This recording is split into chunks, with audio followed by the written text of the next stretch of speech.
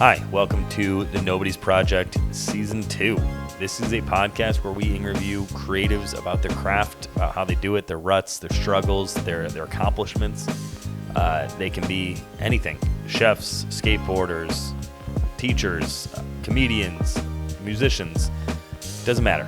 They're all artists. In this episode, Season 2, Episode 7, we have a friend of the podcast, Jaren. He's a comedian in Portland, absolutely hilarious. And we talk about process, being authentically himself, and just everything comedy around Portland and what he wants to do next.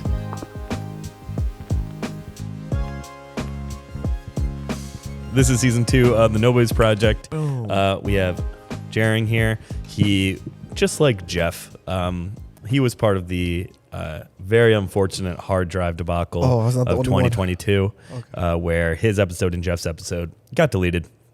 So we brought him back for Season 2. He performed on the Nobody Season 1 talent show, a little live show we had, which really thank you for coming out for that. But he's a comedian, and he does his own podcast, The IT Desk. And I always want to say IT Crowd, but no, the IT Desk. Gonna get me sued. But yeah, thanks for coming on. Thank you, man. I always like to ask to start, what do you do for money? And then what do you do for art? And is it the same thing? Is it different? All right. Well, now it's the same thing. Yeah. I know. Last time we talked, it wasn't. Right. Yeah. I was doing the IT engineer position. Yeah, I was working for a startup company, and man, it was a lot. Learned a lot. Stressed about it a lot. Working remotely a lot, and it all came crashing down. And it was rightfully so, because I knew it was not going to last. So, yeah. Well, and here I am. So, thanks. Yeah. Yeah. So now you're doing comedy full time? Doing comedy full time. How long have you been doing comedy full time? Because I know you've been doing comedy for, 8 years, something like that? A little bit more. Almost 10 years, because, it's 2023. Nice. Started 2013. Yeah, it's almost going to hit 10. Yeah. Jeez. Nice. Yeah, so we'll just hop right into it. Where are you? Where are your inspirations? Who are some of the comedians that maybe you followed or you watched growing up, or even shows, or basically where did you get your humor from? Where I got my humor, let me tell you. I think I get my humor from. Starting with comedians. I love watching JB Smoove. That's one. My comedy is kind of influenced by him. Yeah. I'm not sure if you noticed, but a lot of people do, and I just love.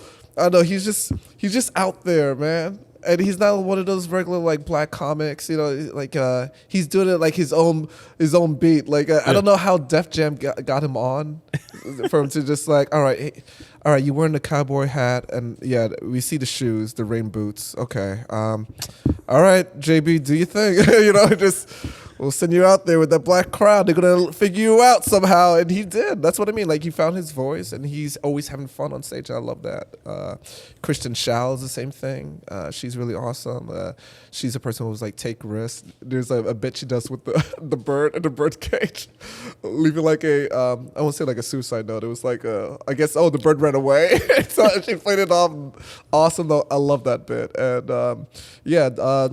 Donald Glover, of course, he's doing things. He did, a bit stand up. What I like about it is that he grew up in New York, and he wrote for all these TV shows, and did his own thing, sketch shows and stand up and everything. Right. Yeah, I loved it. And 30 Rock originally, then to and he goes by his beat. It doesn't have to be predominantly it has to be the blackish comedy ever. And sometimes I'm just I am who I am. I like to have fun. Yeah, so, love JB Smoove and Donald Glover. Honestly, I haven't heard of the Kristen Schaal. I've heard the name. I don't think I've heard anything from her though. If you saw was it Last Man on Earth? Yeah. Okay. Her? Yeah. She's hilarious. Yeah. She's hilarious. But you gotta go see her stand up. It's. I didn't even know she did stand up. Oh yeah, dude, years back, and she runs a show in LA, which I would love to get on.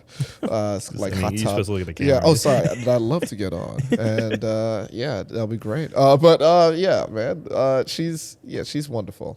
Yeah, you talked about not doing a traditional black comedy thing. Mm-hmm. Is that something that especially when you were younger, you struggled with? I know you started comedy when you were in New York, right? No, that's the thing. Like in New York, I had a chance, and it was weird because it was kind of just thrown at me to just do one of those bringer shows. If you know what a bringer show is like you have to bring people out to go see you and to get those ticket sales up. Because I guess they're struggling, So I remember watching Crashing with Pete Holmes, and they talk about that a lot. Right. Yeah. But you see, he was he was already in the circuit. But me, I was just like, let me just do it. The only experience I had was, I don't know, like we do like the talent shows like in school, and I think I did something like when I was a camp counselor and stuff, and people were just like, "Yeah, that was funny. You should do the same." Just like maybe I will. Maybe I'll make a career out of it. Maybe. But it didn't happen. But coming here in Portland, that's when it started. Okay, coming here in Portland. Yeah. Because I know you and Kyle Adams? Yeah, Kyle Adams. Yeah, I don't know why that's my boy. Yeah. I know you guys recently went to New York. How was it going back? Is that your first time going back and like feeling like you knew what you were doing? I went back so many times, because my mom family's there, and this time, no, it felt really great. It feels, routine basically, because I think the last 2 times before that trip, I started getting on like doing more shows there, and I was nervous. I'm like, I have all these Portland kind of field jokes and stuff, and at the same time, I'm always thinking, JB Smooth, dude, he's the only dude. He bombed at the Apollo in Atlanta, and like you know what I mean, in those places, But that's the thing. I want to do my own kind of comedy, whatever that I like to do. I'm not trying to pander or anything like that. And when I do jokes out there in New York, and I was just like, oh wow, it works there. All right, we're in business. We're doing good. we're expressing ourselves, So the trip, the recent one was great. It was really awesome, and I was really happy that Kyle came with me to experience the New York comedy. And I did some shows in New Jersey. With Daring. I know. I barely go out to New Jersey so it's good. Nice. How does it, do you have jokes? I mean, you kind of mentioned a little bit that work only in certain areas, or do you have jokes that, can work elsewhere, but just don't work as well when you like leave Portland proper? Yeah. I mean, in ways, if there's like some kind of reference towards, places and stuff. I mean, I have a joke about like going to the nude beach, as a black dude, because all eyes on me, because, dude, like it was an experience, and I did not really go as far as going nude at the beach. And the whole beach was disappointed, like so many disappointed faces. They were just like, this black man is teasing us. So, they don't know about that in New York. I'm not sure if they have nude beaches in New York, but I can't really do, jokes like that. Yeah. I think do a joke about, the 4-way stop signs. New York can't really, New York, they just go on their own beat, dude. Yeah. So they don't know about that either. So, but that's the only 2, though. I was gonna say your Portland joke about the I'm walking here has to also kill in New York as it does in Portland. Oh yeah, it does. Joke, because they're just like, look at this guy, he lost it. He's this guy living in Portland, and he lost his way. Look how he sounds. I can even hear it. I have a weird accent. I don't know. I can't really describe it really. I know. I wouldn't have said distinctly New York, but I also don't know what it is. I just don't think it's an accent. It's just your voice, I guess, at this point. Yeah. It's too uniquely yours. Yeah. And I have family like in London. I stayed there for the summer one time. Did you do comedy over there? No. This was when I was a kid, dude. Oh, okay. I mean, I kind of did because I was choking on bazooka bubble gum. And that's why I don't chew gum anymore, because I could still hear their laughter. During the Lion King that was movie. The bad kind of laughter. Yeah, that's the kind of trauma I have. I can't chew gum. Don't put it in front of me. Like that. You talked about kind of being yourself, JB Smooth, all that stuff. Mm-hmm. Being a comedian, at least when I listen to a lot of other podcasts, they talk about how for the first half of your, you're not good until you hit like 7, 8 years, 10 years, something like that, because you spend the first half of your career basically mimicking other people. I guess, yeah. At what point, like, did you ever do that in the sense of like mimicking other people, and how do you get to the point of like realizing just being yourself? Oh man, so many moments, and that's the thing. I love. I really love the process of back in the day, especially the first 2 years. I didn't get on a show like for the first 2 years, and I started realizing. Well, the reason I started getting I started doing that first open mic, and I remember back in December 2013. It was like.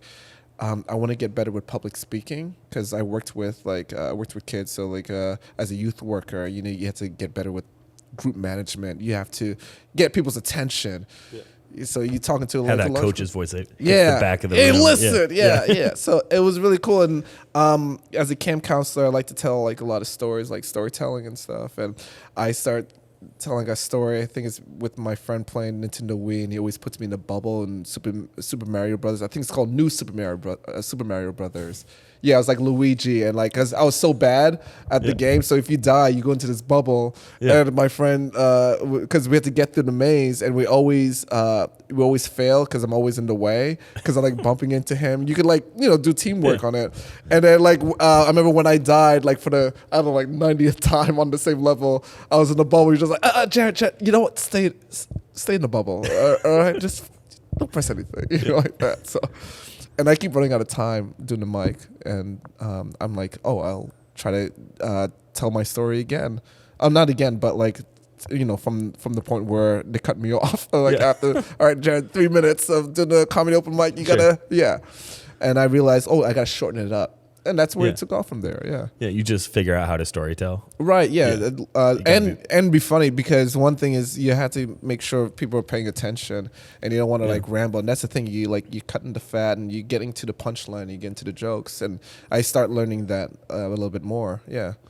Yeah. What's like the biggest, you talked about kind of cutting the fat and doing anything like that. What's the biggest tip? Like if there's just one tip to just be better, not even just stand-up comedy, but storytelling and just basically like telling a good story, making people's attention stay. Do you have like one thing that you're like, there's only one thing? It's those moments, especially in the stories or things that happen in my life. When I even think about it, or even talking about it, I get like the goosebumps. I'm just like, oh man, I remember this. This is something I really connected to, and I think that's really important. Like with my jokes, and I realized when I get really excited, I get really animated on stage. So like always, like the tone of your voice too. Like I love playing with that, the tone and how animated you are, because the crowd can tell if you're just doing like the comedian with the blazer and the brick background, like you almost like reading the jokes off the index card. They can know if you're being that or you're being authentic and you're being yourself. And I think that's something that they see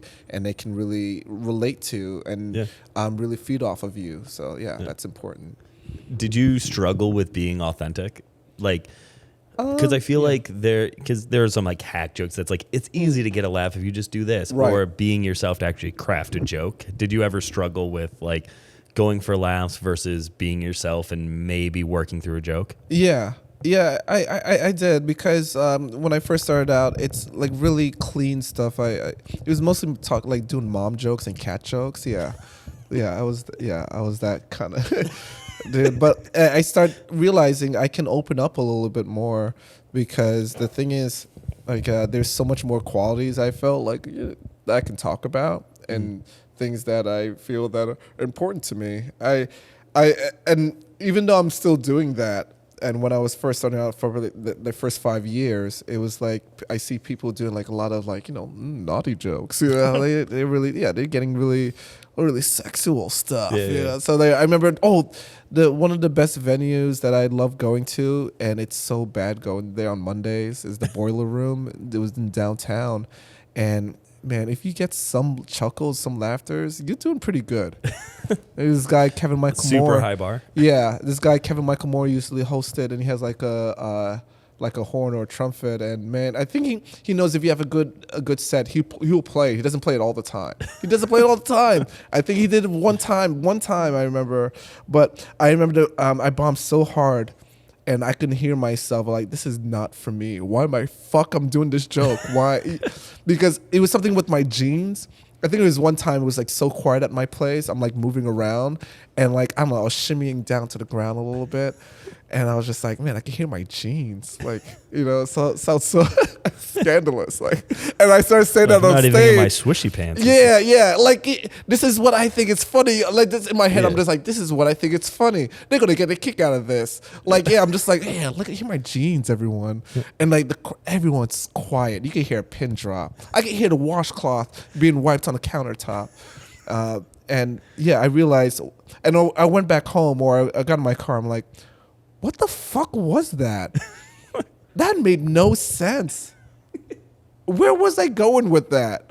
I see a lot of comics, they can just go with anything. And I'm like, Jared, it's not for you, man. What are you doing? Yeah. So that's how I start picking up. I can, do my own stories, and I think about my, adventures and stuff, and, again, working with kids or just traveling from New York all the way here. Yeah, it's crazy. So, yeah. Yeah. No, that's insane. One thing I'm taking away from that is, where do you, when a joke like that happens, or do you have a joke that is funny and you will tell regardless, even if the crowd might not like it? Like, even like in the green room of the Nobodies, you were talking about the lift joke that you had, and you're like, sometimes that hits, and sometimes it just fucking doesn't. Yeah, it does. Yeah, man. Because they always get. Yeah, it's because that's. Remember, going back to the tone, going back how animated you are. You have to sell it. Yeah, and you sold it too well. Sold it too. People clap for you. I sell it too well, where like they feel pity. You know what I mean? Just like, oh, this black man's not getting any claps. Hey, you're my Lyft driver, okay? I'm your supportive Lyft customer, and you're my driver. That's what they're clapping for. And even though I set the standard, and I always have to make sure I'm changing it to make sure people are following instructions, even though they're drinking a bit. I'm just like, only give it up if you're my only 2 Lyft customers. Only. And still someone's just like, yeah. I'm like, no, dude, come on, man. What happens if it legitimately was? Oh shit. You know what? I think that's a beautiful moment, though. Well, that's the thing. I mean, and if we're able to capture that would be wonderful. Yeah. But I kid you not, I have moments where I thought that was going to happen. Oh, there was that time at Revolution Hall, the guy, when I never met any Jarens. And this guy, he was just like, yeah, my name is Jaren. And I was just like, I was like really happy, but I thought, nah, dude, no. Because I met other like Jarens. I want, to match my name. And I was like, well, spell it. It was like Jaron. I was like, oh, all right. Yeah. Talking about tone, that is a great example of like you being, because I've seen that clip so many times where you're very excited. Dude, that shit is still going, like it's still hitting. Like every time, like I'm like that happened like a while back, but it's still like doing numbers. Yeah. Yeah, and then your tone shifts completely when you see a joke. Like there's an opportunity for a joke there, but right. Is it an opportunity for a joke, or was it just you being authentic? Like, no, I want you to actually be spelled the right way. Well, that's the thing. Like it's it was set up in a way where that could have happened. And I always, every time I do that bit, I always wish that someone would be like, yeah, Jaren, Jaren. I was like, yeah, I'll bring up them on stage. We'll probably jump around a little bit. Like I don't know. We'll just like, yeah, we rule the world. I don't know, something. But I would love to have those moments, and I think those are really authentic moments, and that's what I mean. It's not forced because it's something that I ponder. It's something that I think other people ponder too. They have like a different name and unique name, and they're just like, oh man, who are the others in this world, this big world that looking we're for in. Connections. Yeah, exactly. Yeah. So I think that's us humans. We're always looking for connections. That's what I love about doing comedy, to be honest. It's and I always love doing comedy associated with things that I do, which is, again, if it's with work or anything. Yeah. Now that you don't have a quote unquote boring desk job, where are you getting your inspiration from these days? Let's see. I mean, I like talking. I mean, now that I'm doing, the comedy full time, been checking with a lot of people and stuff, and see, like, even for example, I just got for this college agency, and I don't know the first steps yet. I just I signed some papers, and that's cool. Don't read. Yeah, no. You don't finish. No, but I read too, and I asked questions. And and I'm on and they put my face up the website and stuff. I was like, all right, cool.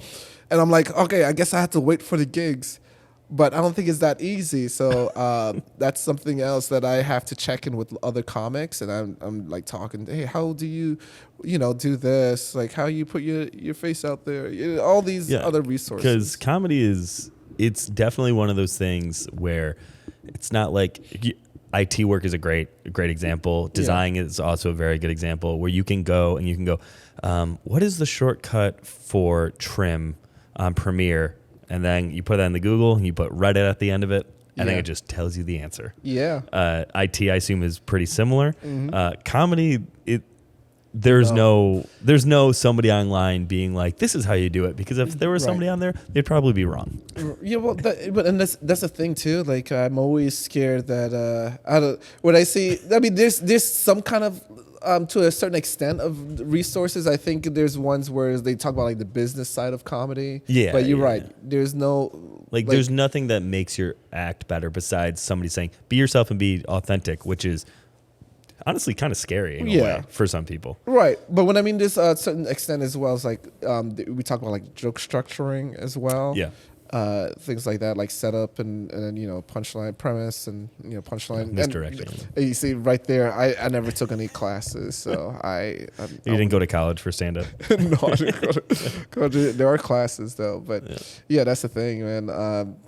You just go by your own beat, but I think it's something where like you start picking up from others, and then it's like muscle memory. I feel. What is how important to you is not only getting up on stage a bunch, that's obviously huge, but surrounding yourself with people who are very funny, who want to do it, who have the same passion? Because I know that, I mean, at this point, I've interviewed almost everybody in your little friend group, like Amani and Brent, and I'm sure Kyle will be around soon. Yeah. But like, how important is the community aspect of stand-up? It's really important. I think I again, approaching like 10 years, and I never really think of myself as like someone like veteran kind of thing, like an old head or something. And what's cool is that people are they're coming to me and asking me questions and stuff like, hey, how you do this and stuff like that, and again, just me being honest how I started or where I feel people can like things I can recommend to them. Sure. But it's just it feels great, especially in the scene. Again, there's so many people who's been here, who started just around when I started. People who've left, people who's like been in the middle. I know even a little bit before the pandemic, and again, people who just started or even just started right after the pandemic. People who just started just now. Really, it's a good mixture, and I think what I love seeing is that I love seeing there's so many shows and so many different types of shows happening in Portland, and it's great, and it drives us. I feel like there's a drive that's happening. People are feeling confident, feeling more inspired, and always getting better every day and things like that. So no, I was very surprised because I think once I reached out to you, I started realizing how many shows are going on in Portland, and there's stand up you could go to 2 to 3 stand up shows every night in Portland, which is I did not know that Portland had that. Yeah, and that's just awesome to see. Well, that's man. Like I remember Bridgetown days. We had a lot of shows. I remember I haven't participated in Bridgetown. The only thing I did was volunteer. Sure. And I remember those days.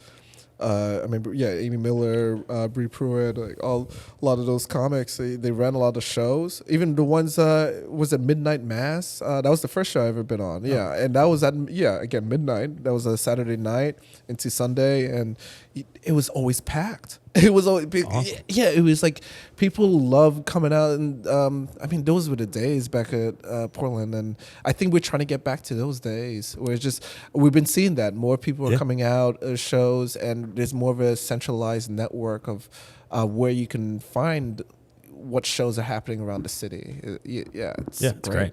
Awesome. We're going to take a quick break, but I'm going to ask you one more question. Sure. You can't explain it. You just have to say your answer, and then we'll take a quick break. Hell yeah. Who's the funniest person in Portland? Funniest comedian in Portland? The funniest comedian in Portland? That's so loaded, dude. Oh, my gosh.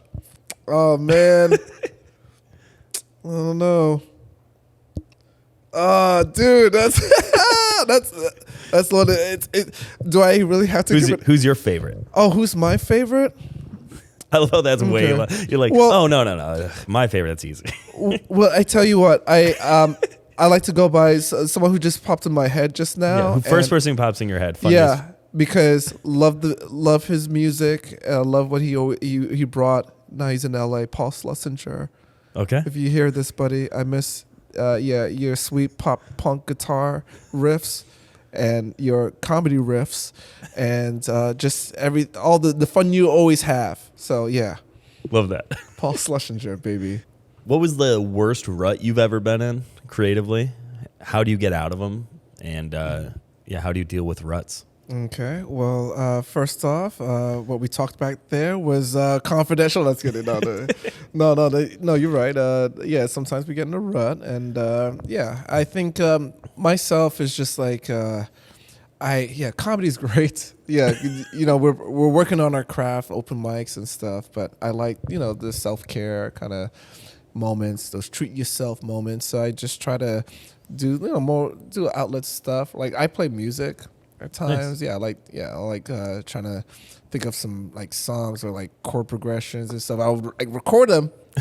I got an idea for a song, and then I'll just leave them. It becomes another GarageBand file. But times like I do that, or I go bowling with some friends and some comics that we just go bowling.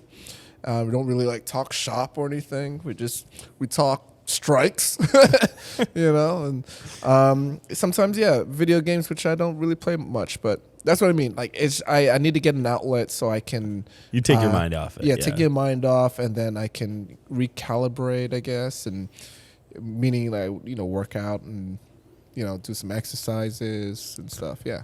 So it's mostly just getting your mind off it, and the inspiration will come. So right. Yeah. You're not somebody who's like, I'm going to force myself to write today. Well, yeah, man. Because I don't know, it feels really pressuring, and I see people take breaks. People, I deserve to take a break, and I mean, we all want to be successful in doing comedy, and that's great. But for me, I mean, I have to. Take those breaks because a lot of that inspiration, a lot of those jokes comes from the time I'm just enjoying life, being myself.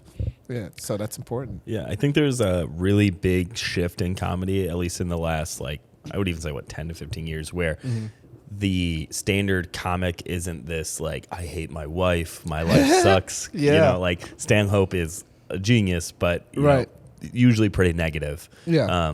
Especially in Portland, but I think in the greater comedic scene, it's gotten way more positive. So, So you mentioning that, when I'm enjoying life is typically when you get your inspiration.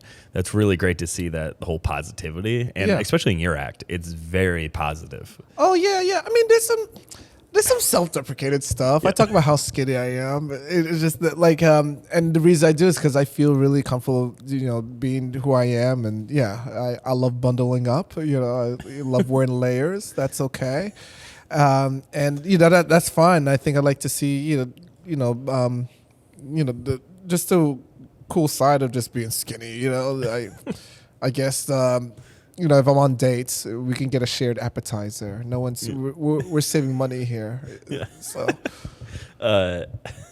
how is being a comic, and not only with maybe the dating world or anything like that, or meeting new people? How is is there a pressure or is there like a stigma about like, oh, you're a comedian? Like, do you like to bring that up? Like, oh yeah, I do comedy for a living. Or is it like, yeah, no, it's just what I do. I mean, we learned, and one thing that we learned too, I mean, I remember doing Lyft and sometimes I'll bring it up, but like, I don't force it. And that's the same kind of rule, like, especially with dating, I'm not going to force just like, right. Oh, by the way, like we sit down, by the way, I do comedy.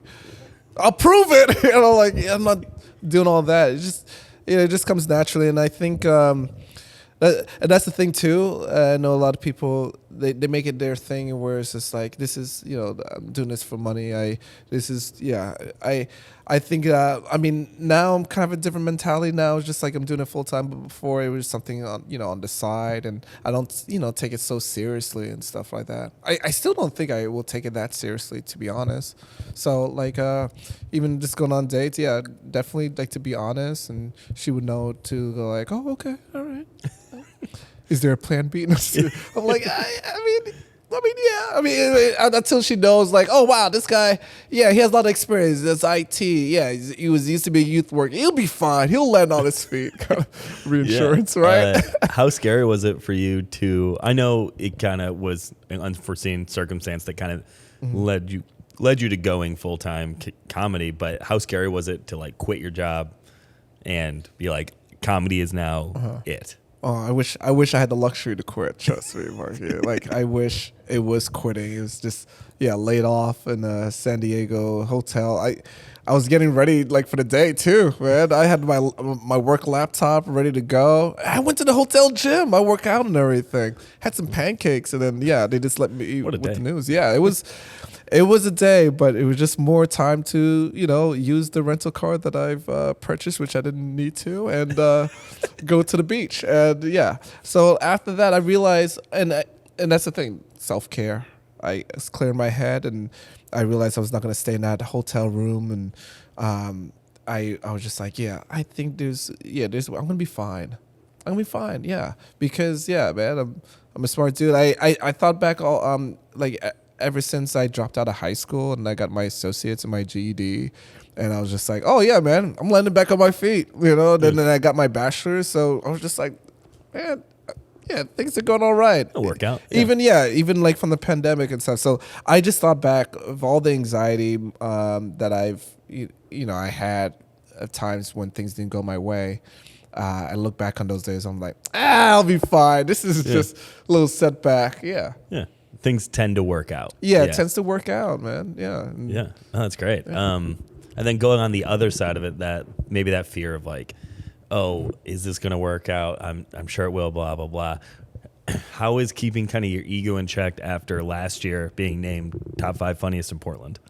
Oh man. Yeah, I mean, that's the thing too. Is just you listen to a lot of listen to a lot of cool stories of other like comedians, and people are doing a lot of stuff and everything, and you can.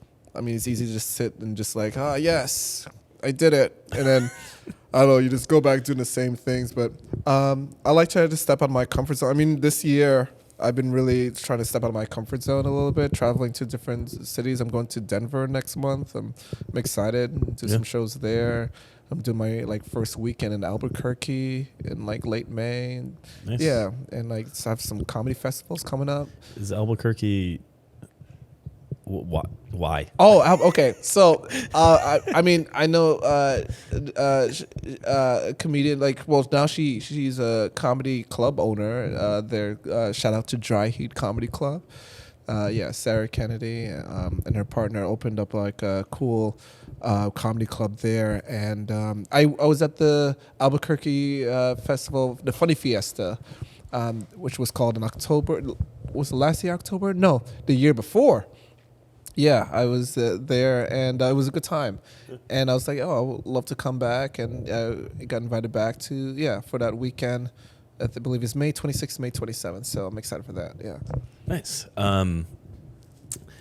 So talking about how she was a comedian, now she's opening up her own comedy spot or she opened up her own club and everything like that. Yeah. Do you have any ambitions to past comedy in the sense of we kind of talked about it, writing or sketches or shows or anything like that? Yeah. Or opening your own show and club, anything like that? Yeah, man. I mean, as you know, like I have a podcast going, IT Desk, and the thing about like with podcasts, like everyone, you know, I'm not gonna say everyone has one. There's a lot of ambition. If you're a comedian, yeah. Well, that's the thing. It's not only just comedians. There's serial killers, podcasts and stuff like that. You know, they got some serious shit. For you to ponder. But yeah, comedy, that's my thing, and I wanted to do something different. So I was like, I mean, like one of my favorite shows is Comedy Bang Bang. Yeah. A lot of improvising that they do on the show. And I was thinking, why not? I have something that I wanted to bring to the table, the idea about like IT or just computer support and the trials and tribulations of just doing that, especially dealing with coworkers and dealing with customers. Yeah. And I always thought it'd be so funny to have like an improvised tech support call. And just to have like people just to make a scene of like a situation of a call. And it'd be funny if, comedians didn't know who they were talking to, but they worked with each other. But right. But they're their own character. Yeah. And it's a great surprising part of this podcast. And that's what I love about it. Yeah. So I want to have you like explain what the IT desk is, just because when I originally heard about it, I thought it was almost like a prank phone call kind of thing, where it was just a normal person getting called, and then the comedian was just like the standing IT person. So it's two comedians. Yeah. One plays like a customer or coworker, and the other plays like the IT guy. Right. Yeah. Or a person. Yeah. Yeah. So that's the thing. Yeah. They have those two different roles, and it's a very quick podcast. I'm not trying to make. How long is it? It's like under an hour. The average time would be 40 minutes. So okay. I always like to think of it like when you said quick, I was like 5 minutes, 10 minutes? No. No, it's just like, you're going to work and coming back kind of kind of thing. And it's just you have the call, and then we have the post interview basically. Oh, interesting. And it always starts up. You hear the theme music, and then you hear like the keyboard clap, and then you hear the phone ringing, and then they say, "Hi, this is IT. How can I help you?" And then we just go into it, and it's great. Is it completely unscripted, or is there some like, okay, I think we're gonna do this time, or is it 100% just go wild, do whatever you want? It's completely unscripted. I usually when I schedule this with comics, and it's not just stand-up comedians, it's improvisers as well. And I always tell them if they want to bring a character involved, but again, they don't know what they're expecting. And again, both parties, they don't know they're talking to each other. They don't know ahead of time. It's right at this during the Zoom call. That's how we do it, and it's always surprising. So if they try to go by a script or so, but they have a character, it's going to be hard for them to follow that script. Yeah, because the other person doesn't have that script. Right, exactly. Yeah. And it's hard. Again, it's hard to schedule these things because I always try to kind of pair them up with someone who I think has good dynamics with them. Right. And yeah, it's hard to kind of judge it on that because, again, a lot of cool talent, a lot of cool people I want on the show, but a lot of times it's people, they're not really great improvisers. I was going to ask, has it ever went sideways? In the sense of somebody being like, sorry, man, I don't know what the fucking say. Not all the time, but there's been 3 episodes. Not a problem. Like, there was one time, I had a comedian, he just kept smoking that blunt, and I'm just like, hey, dude, you can put that down, man. And we're going to... Yeah, we're gonna start soon. No, you're gonna keep going. Okay, it's just like forgetting to yes and. There's times when people they would start the scene, or like the moment they say, "Hi, this is IT. How can I help you?" The other person is just like, "Yeah, I have a gun and I'm in a time machine." I'm like, "What?" It's like Michael Scott doing it. Yeah. Yeah. And it's just like knowing, just like, "Oh wow, how's your daughter?" Like, no, I don't have a daughter. It's like, I have a son. You are not yes-anding me right now. Yeah. I was just like, okay, well, I can't do all that. I'm not sure to put that on the Patreon, but I can't use it. Are you a big fan of improv? I mean, like through some of your stand-up stuff, you can tell there's some stuff where it's like even the Jaren thing where it's like there's some improv elements to it. But did you come from improv? Did you like doing improv? Or is improv something that you want to explore more? I always want to explore more improv. I took classes. I feel I've done it in many ways. Again, working with kids, that's something you have to improvise, especially on a rainy day. You gotta improvise. You gotta make things fun and hilarious. And one thing that got me like doing comedy, and I always think back in my childhood. When I was 9 years old, I was staying in Deltona, Florida, and Sorry I was to hear that. yeah. Thank you. Yeah. It was raining. Okay. It was raining a lot. And we're inside, is my mom and my other two cousins, and we're playing this game Trouble. And the problem was that we had to be really quiet because my aunt's boyfriend came back drunk, fucking throwing things in the kitchen. You just hearing all these pots and plants like flying all over the place, and you just hear him like just yelling and cursing and stuff like that. And then like we're playing the game, we have to be so quiet where like the bobble like in the middle, you have to like Okay, I was like, is that Trouble or Sorry that has that? That has that. We didn't do anything wrong, okay? Yeah. Oh, okay. I thought you were just like, was this Trouble or Sorry game you played? The game Sorry. Yeah, I know, but we didn't do anything wrong, so obviously we won't be playing Sorry. But Trouble, and the reason I like that we were playing that game and we were so quiet, I felt really dull and I felt really bored. I want to cheer people up, so I just came in like quietly to everyone. I was like, "Good thing we're playing this game. I guess we are in trouble." And I was like, and it's like laughing, like holding our sides, and like we're trying to be quiet. Yeah, so like those kind of cool moments. Like that first moment of like, ooh, making people laugh off something I said. Yeah. It gives me that good dopamine. Yeah, exactly. Yeah. So that's what I love about comedy, man. Yeah. Talking about like more future stuff. You mentioned you were writing a pilot. Oh yeah. I mean, you want to talk about that? Or? Well, I don't have much to say about it. It's going to be a secret. It's just that, I warned you before. If you had something you didn't want to talk about. I know, but it's going to be a surprise for people. But the thing is like, I always wanted to write things, again, based on like my experience and stuff. And a lot of it is just, again, with the work experience I did, again, work with kids, again, IT and everything. That's all you can just write about. Right.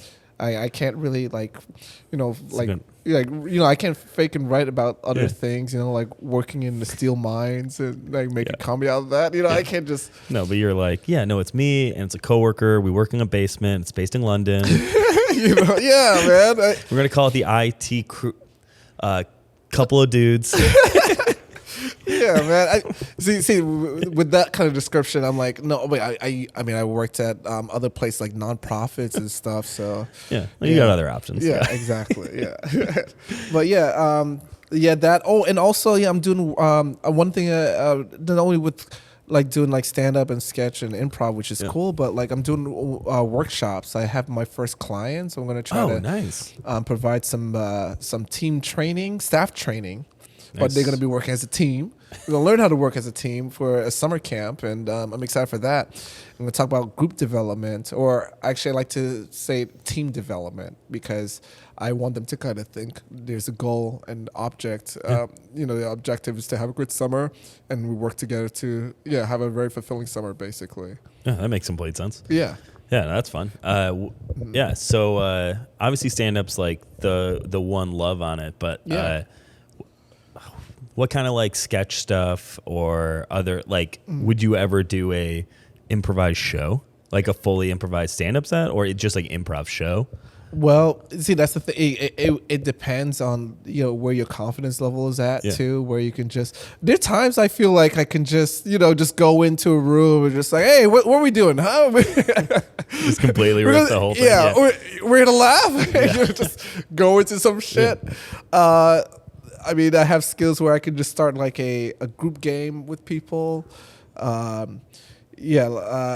can see. I have jokes in my back pocket, I guess, or just like setups where I can lead into like some kind of improvised, joking kind of thing happening. Yeah, so I think once I start honing those skills and start doing that more, I want to have that kind of rate of just like comedy all day.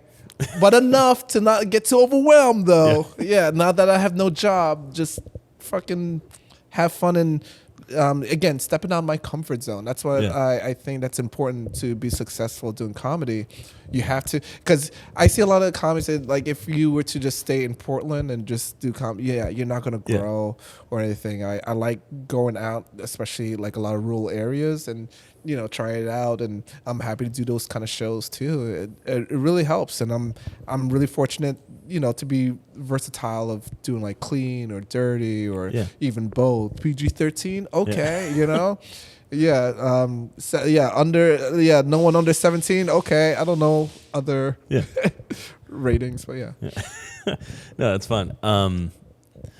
Speaking more about like how Portland comedy kind of is.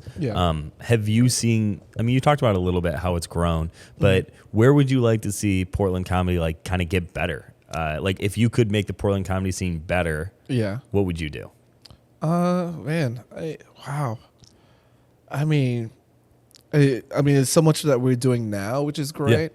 I would love to see, and I think it's going to happen. I think we have a lot of festivals in the city, and I love the tier festivals that we have. We have the Harvest Festival, we have the Black Comedy Festival, we have this new one, Rip City Comedy Festival, and I know we usually do like Bridgetown. I'm not saying like those festivals need to be like Bridgetown era and stuff like that. I remember Bridgetown. Yeah.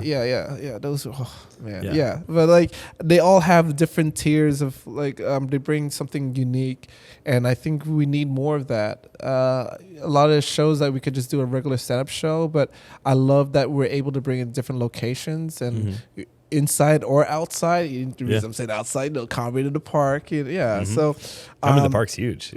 So man, I guess the only thing is I want to do a little bit more community. So within the comedians, I think I pitched the idea of doing like a bowling tournament and love stuff. That. Oh yeah, so I would love to do things like that, and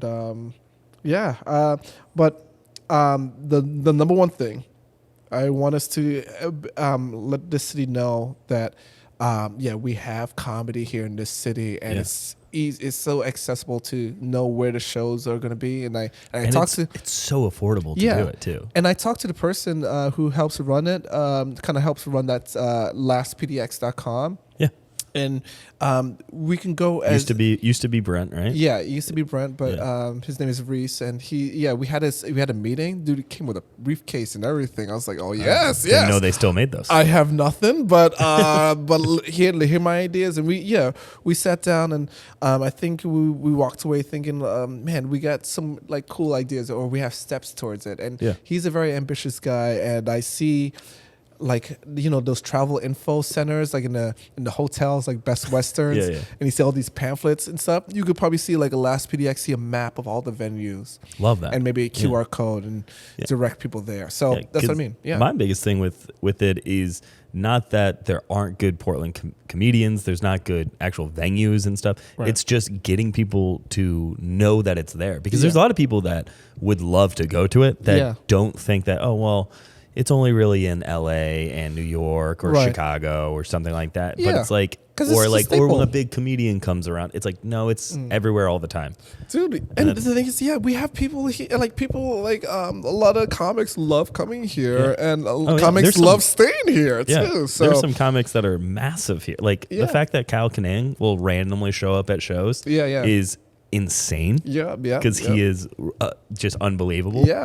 Yeah, Ian Carmel. I mean, this is his base, his home base. Even though he's in LA, he comes down here, and even the people. Amy Miller's coming here, and I just love that. I love that people knows about this city, and the more they start understanding, comedy, it's getting big, just like Chicago, okay? Just like motherfucking New York, all right? I mean, not that's too much big as New York, but we're getting there, and I love the growth of it.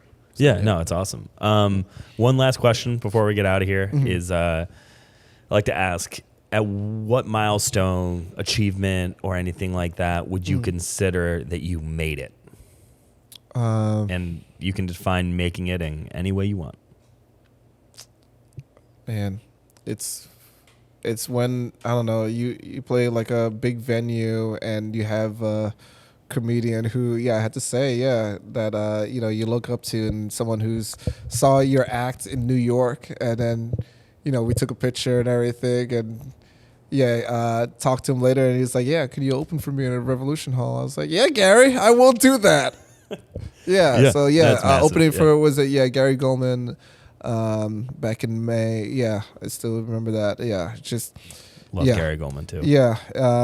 That DePrush special was one of my favorite specials, honestly. Well, and his new hour, it was top notch. So I'm excited for that. I'm forever grateful for that moment. And it's just, I think with comedy, comedy doesn't owe me anything. And the thing is like, it's the more you do it and the more fun you're having, and the more, again, stepping out that comfort zone and you challenge yourself, a lot of cool chances happens for you. And the more you I think that's really important, and I think that's really cool. Yeah, I love how it's about having fun. Yeah. And that's the biggest thing with, I talked to a lot of people about passion and the art, and the biggest kind of theme this season so far has been like, oh, I just want to like have fun. Yeah. And it's like, that's what it should be. Yeah. At least in my opinion. So I couldn't agree more on that. If I stop having fun, I'll stop doing comedy, to be honest. But